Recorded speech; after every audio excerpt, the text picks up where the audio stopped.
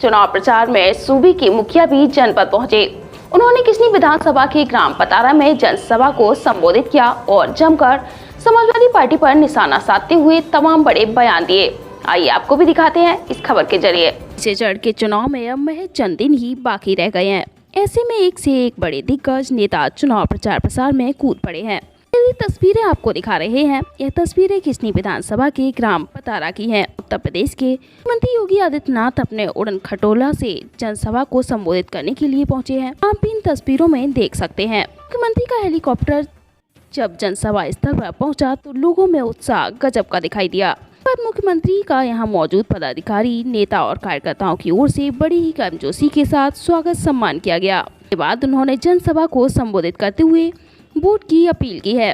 Samajwadi party पर जमकर निशाना साधा और समाजवादी पार्टी को लेकर उन्होंने कहा, दिन में बमबाजी होती थी और रात में डकैती पड़ती थी। अब ऐसा करने वालों पर बुलडोजर चलता है। भाजपा बुलडोजर चलाती है तो सपा के लोगों को बुरा लगने लगता है कि चारों सीटें होने का आह्वान करते हुए मंत्री ने दावा किया 50 सीटें जीतकर भाजपा प्रचंड बहुमत से फिर से यूपी में सरकार बनाएगी। उन्होंने कहा कि 2012 में अखिलेश सरकार ने सत्ता की सबसे पहला काम आतंकवादियों के मुकदमे वापस लेने का किया। अयोध्या में भगवान श्री राम जन्मभूमि पर हमला करने वाले और प्रदेश की डेयरियों में बम धमाके करने वाले आतंकवादियों के मुकदमे इस सरकार द्वारा वापस लिए गए। योगी ने कहा कि कालखंड में पहले इटावा, मैनपुरी को पूरे देश में बदनाम कर दिया गया था। राजधानी रहने वाले तब तो मैनपुरी और पूरे प्रदेश में हावी थे। जनता का जीना हराम हो गया था। 5 साल पहले स्कूल नहीं जा पाती थी बेटियां। सीएम ने कहा कि 5 साल पहले मैनपुरी की स्थिति क्या थी। गुंडागर्दी चरम पर थी। माफिया किसी की जमीन पर कब्जा कर लेते थे, कब्जा करके गुंडागर्दी करते थे। बेटियां स्कूल नहीं जा पाती थी और अराजकता का तांडव था। सम्मानित नागरिक बाहर जाने में डरता था।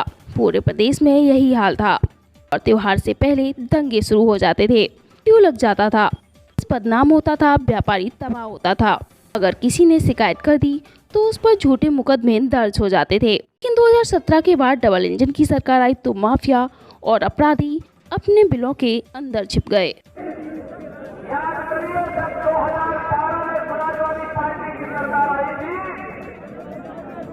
भाइयों बहनों, नाम तो इनका समाजवादी है, काम पहुंचावादी है,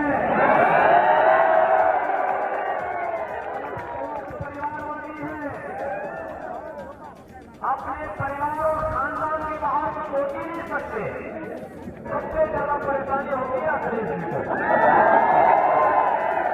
सबसे ज्यादा परेशानी होती है उनको।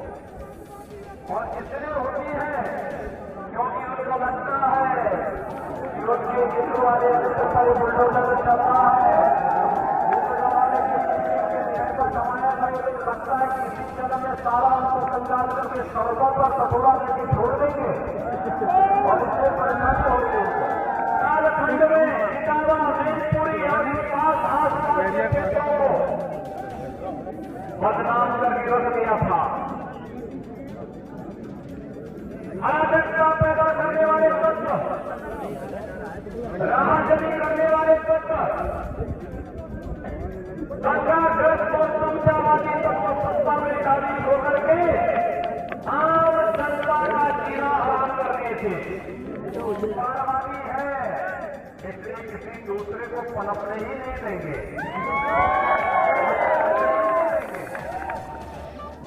और यही तो करते थे लोग। पर्व और त्योहार आता था, दंगा शुरू कर देते थे। बेटी स्कूल नहीं जा पाती थी, गुंडागर्दी धर्म पर रहती थी।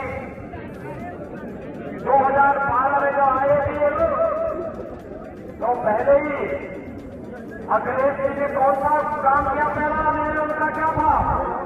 हमारी आस्था की पुलिस भगवान श्री राम के मंदिर पर अयोध्या में जिन आतंकवादियों ने हमला किया था उन आतंकवादियों के मुकदमे वापस लेने के लिए साइड की इन्होंने पैदा करी। हमारी फोर्स पर, सीआरपीएफ कैंप पर हमला करने वाले आतंकवादियों के मुकदमों को वापस लेने का काम किया। हमारी कचहरियों पर आतंकी हमला करने वाले आतंकवादियों के मुकदमों को इन्होंने वापस लिया।